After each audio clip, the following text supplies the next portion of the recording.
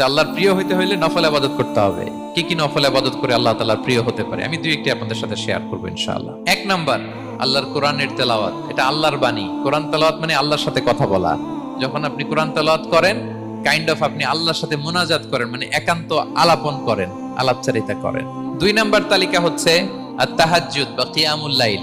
দুই রাকাত করে মাঝরাতে যে সালাতটা বিষ্ণু সাল্লাল্লাহু আলাইহি ওয়াসাল্লাম পড়তেন, এটাকে বলে কিয়ামুল লাইল বা তাহাজ্জুদ। তিন নাম্বার মাধ্যম হচ্ছে বেশি বেশি আল্লাহ তাআলার কাছে চাওয়া, মানে আদ-দুআ, দোয়া করা। বিষ্ণু সাল্লাল্লাহু আলাইহি ওয়াসাল্লাম বলেন আদ-দুআউ মুখুল ইবাদা, দোয়া হচ্ছে ইবাদতের নির্যাস।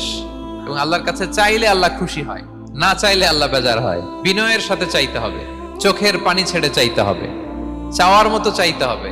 চাওয়ার মতো চাইলে আল্লাহ দেয়। আল্লাহ তাআলা আমাদের সবাইকে তার প্রিয় ভাজন বান্দাদের তালিকায় অন্তর্ভুক্ত করে নেক। আমরা সবাই পড়ি আমিন।